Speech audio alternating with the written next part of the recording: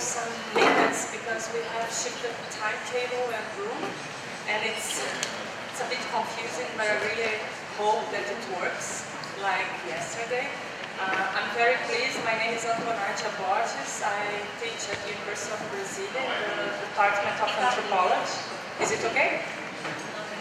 Not really? Oh, no. So, good afternoon. We are in a different room and 4 hours in advance. So I really hope that people who wanted to be here, they make it. But it's really a pleasure to chair this session on social inclusion and social justice in the BRICS. Today we will have Pedro Lara de Arruda from the PNUD, UNDP, sorry, and Professor Mikhail Chernysh from the Russian Academy of Sciences, Professor Gao Bingzhong from the Center for Civil Society Studies in the Beijing University, and Professor Francis Nyamnjoh from the University of Cape Town. I will introduce them properly later. This panel is meant to deal with, as I told you, social injustice in the BRICS. And I really think that each of our guests today, they will bring approach that will add to the discussion we have had yesterday. So it's, I'm looking forward for this debate. They will have 15 minutes each to present their papers, and later on we will have a discussion. So Pedro Arruda, he is from the UNDP, and he has a master in social relations, in international relations from the JNU. Professor Praveen Jha is from JNU, so he is one of your students, and he did his thesis on social programs in the BRIC countries in a comparative perspective. Thank you, Pedro.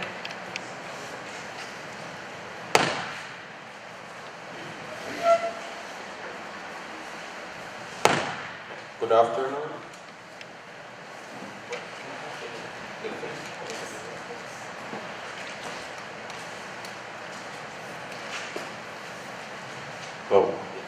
Good afternoon, my name is Pedro Arruda. I'm from the International Policy Center for Inclusive Growth of the UNDP. And as we work in close collaboration with IPEA, today I'm actually representing the Brazilian institution. The paper I have submitted is called Evaluating the Social Historical Weight of Caste Aid through some flagship social programs to promote the Millennium Development Goals in India. This paper basically tries to access and measure caste-based exclusion, errors on social programs directly committed to promote the fulfillment of the Millennium Development Goals in India. For those who are not very familiar with social programs jargon, when I talk about social exclusion errors, when I talk about social errors, I'm talking about distortions leading to situations where people who were supposed to receive the benefit end up not actually receiving this very benefit. As you can see on the index of my paper, first thing, it's quite a big guy, and to recall them, I always say it's a thing that walks on 2 legs. The first leg of this work is of a more sociological nature, wherein I try to give a broad understanding of what is caste aid, what are its origins, how does it operate in India. I also provide a short political history of the anti-casteist agenda and of the main leaders of anti-casteist fights.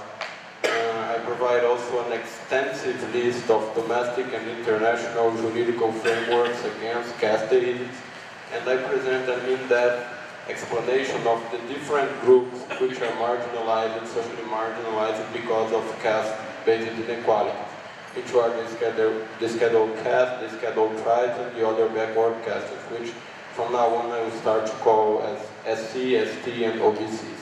Unfortunately, due to time reasons, I will pretty much jump the sociological part of the work and focus more on the results of the database econometric studies.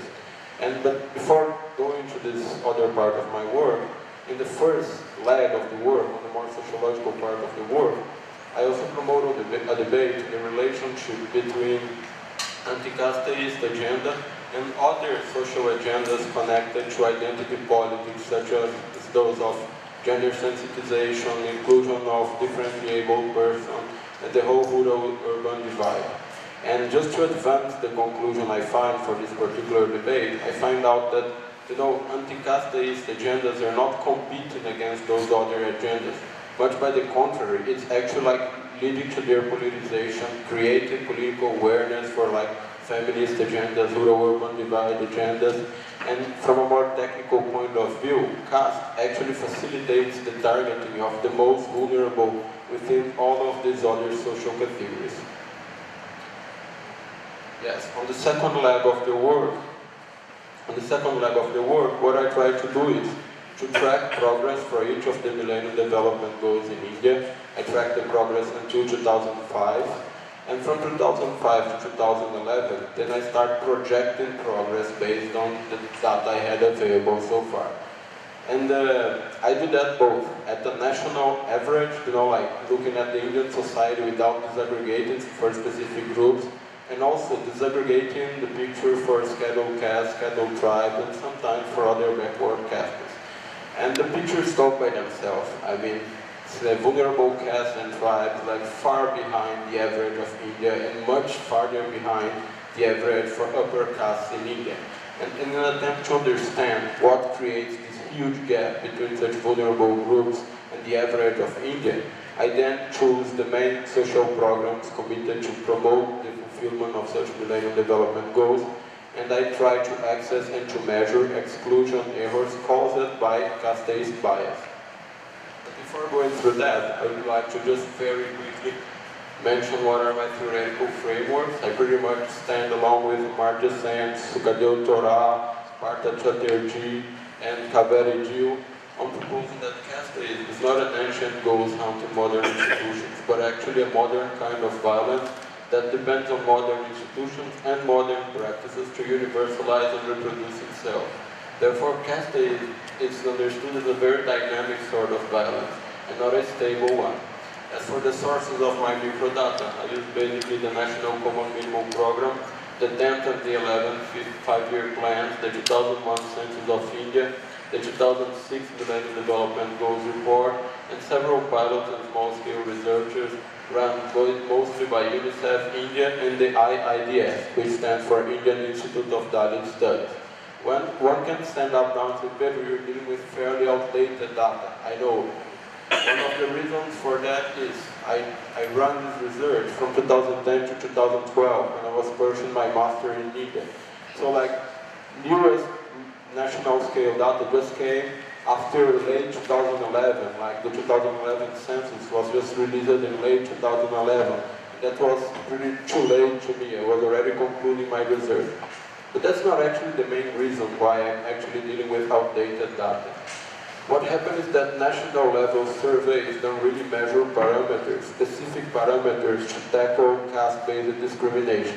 If you look at the census, in Indian census, there's no questions as of like, have you ever felt victim of caste discrimination? What kind of caste discrimination have you felt victim of? You don't find that at national level surveys. So my work basically had to crisscross data of those pilots and small-scale surveys with, data of national level surveys. And even though now we actually have more recent national level surveys, we don't yet have like other pilots looking for those specific parameters. I deal with pilots which were run from 2000 to 2010, mostly by those institutions I've mentioned, UNICEF and the IIDS, but so far there has been not enough investment and not enough political will to run those pilots and run small-scale surveys again. That being said, just to quickly introduce what are the main sociological standpoints with which I dialogue on my work. They're the Orientalists, the autochthonous modernists, post-colonialists, Dravidianists, and subalternists, and even the alienist authors, I must confess. highway somewhere between the autochthonous modernists and the subalternists, more close to the subalternist authors, like from the school led by Professor Ranajit Guha, etc. Just to give a quick overview of how is India doing in terms of, fulfilling the Millennium Development Goals. As per the 2006 UN review on the progress towards achieving the Millennium Development Goals, India shows a fast reduction in poverty and a spectacular rise in net enrollment in primary education, whereas the decline in chronic poverty was not so positive, and the immunization rates among children in India was among the 6 worst countries of the list. The dropout rates at primary level of education are also worrying and deteriorate much of the educational gain attributed by the high rate of enrolled students. In general terms, the report points to an acute shortfall in terms of health improvement and poverty reduction. If we look at the overall picture for the vulnerable groups themselves, STs and SCs mostly, we see that, as per the studies provided by Professor Sukadeu Torat, we see that dropout rates and child underweight rates are much worse within SCs and STs than what is suggested by the overall Indian rate, and that, whereas poverty is slowly reducing in India, poverty among STs has actually increased since the 90s, primarily in rural areas. The same study also points out that absolute numbers of poor persons living in urban areas has also increased in the period, and it's important to notice that trends contrary to the national reduction of poverty are also evident in the state level, wherein Orissa, Chhattisgarh, Madhya Pradesh, Maharashtra, Delhi, and Punjab present an increase of poverty levels for the decade analyzed. Another very insightful studies that provided by Kang et al. 2012 are the proposed that incidence of poverty among vulnerable castes